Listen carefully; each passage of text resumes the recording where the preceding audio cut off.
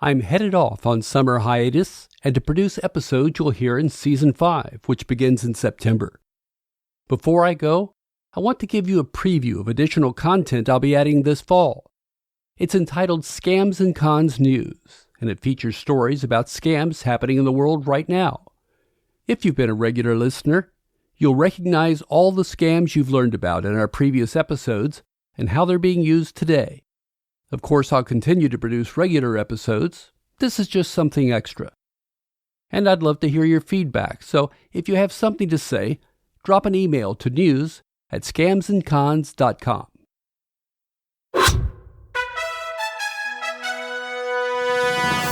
This is Scams and Cons News with Jen Grinstead. This is the news for June 1st, 2023. Topping today's news, a scammer conned families into sending the ashes of dead relatives to an artist who would incorporate them into custom paintings. The artist then charged them thousands to have the paintings shipped to them. A Florida school principal sent $100,000 in public money to a man he believed was Elon Musk. And doctors in Houston are being scammed into paying $5,000 fines for failing to show up for jury duty or lose their medical licenses. These and other stories are up next. We begin in New York, where the New York Times says scammers are taking advantage of natural disasters to steal money. Earlier this year, a gunman at Michigan State University killed 3 students and injured 5 more. Immediately, campaigns began to raise money for the families of the victims. Many of those campaigns were set up by scammers, hoping to skim off a share of the money intended for victims' families. Some of those campaigns are attached to the website GoFundMe. The company has a team that goes to work after such tragedies to weed out identifiable false accounts.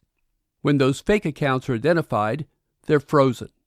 The company says fewer than 1 out of every 1,000 GoFundMe appeals are fake, and about 1/4 of its 350-plus employees worldwide work on its trust and safety team. In Chicago, scammers discovered that a little glue and a tap of your ATM card gives them a window into clearing out your bank account, and they don't even need your PIN number. ABC 7 in Chicago outlines it. I went up to go use the machine on the right. I inserted my card. It didn't work. Then a man in line offered advice. The fellow that was on the sidewalk came up and said, "Oh, if you have the chip in your card, you can tap it." So Pamela tapped her card. This time it worked. She got her cash, thanked the man, and walked off. The next morning, I looked at my bank account. To her shock, Pamela saw 3 more withdrawals from her account. $940 was gone. I said, "That guy scammed me last night at the ATM machine." It starts with glue. They put glue in the card reader of the ATM machines, so you can't use your cards. So customers tap their card instead. And here's the trick. When you tap, the account remains open for more transactions unless the customer proactively logs out. Some customers don't know this, but scammers do. They wait for the victim to leave, then walk up and continue making withdrawals on their account. All 3 victims filed a fraud claim with Chase Bank. All 3 were denied. The bank said the customers authorized those withdrawals. Victims said Chase would not review surveillance video because the amounts were below $5,000. In the end, it took a call from the TV station to get the bank to refund the money to the victims featured in the news report. But the bank says it won't release surveillance video because the amounts were less than $5,000. In Juneau, Alaska, scammers got away with more than $269,000 from the city of Juneau using social engineering techniques.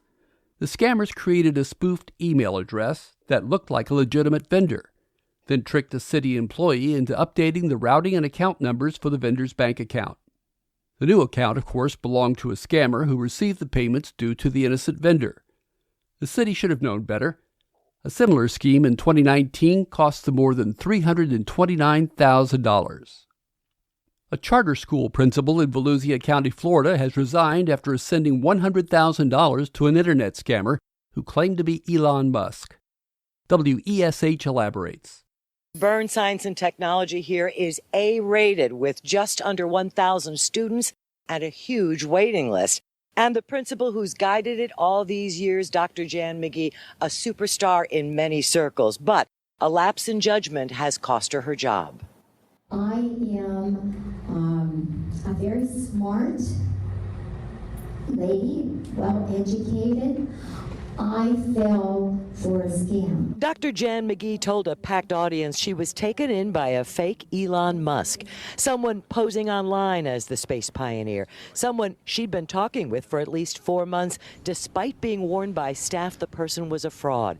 She claims he groomed her. Grooming is when you talk to somebody and you believe in them and they get you to trust them that this is really real. And so I fell for it. For years, Principal McGee had talked to anyone who would listen about getting Musk and his money involved in the STEM school, a stone's throw from the Space Coast, and apparently thought she'd finally gotten his ear. Somehow she believed it.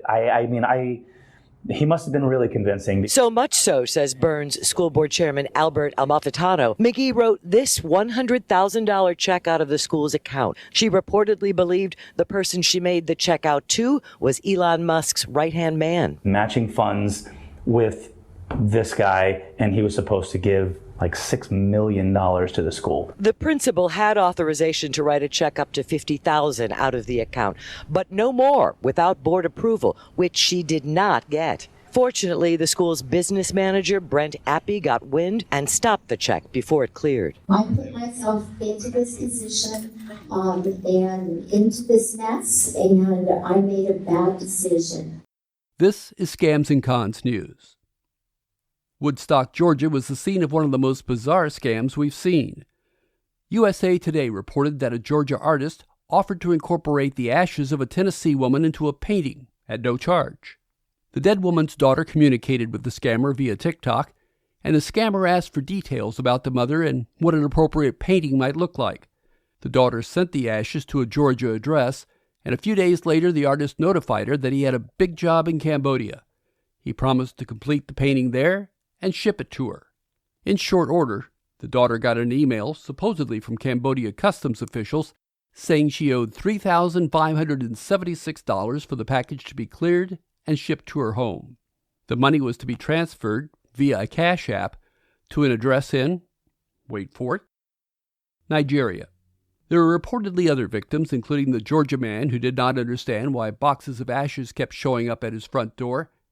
He'd thrown one box of ashes away, but Woodstock police alerted the man before other remains were lost.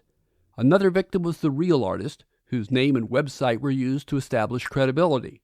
His sales plummeted after stories about the scams found their way onto the internet. In Honolulu, stickers have been showing up on about 1,700 parking meters telling those who have been issued parking tickets to send their fines to a website. The stickers included the names of real city officials. The phone number and address listed on the sticker belonged to local residents who had no idea their identities were being used. The website was a fake, and the scammers collected some funds, but there's no estimate of how much money they got away with. In Houston, some 60 doctors and medical workers were scammed by phone callers saying they'd missed jury duty. The callers said they owe a $5,000 fine, and if they didn't pay, their medical licenses would be revoked. What should have tipped the victims off was that the scammer wanted to be paid with a gift card. I'm Jim Grinstead, and this is Scams and Cons News.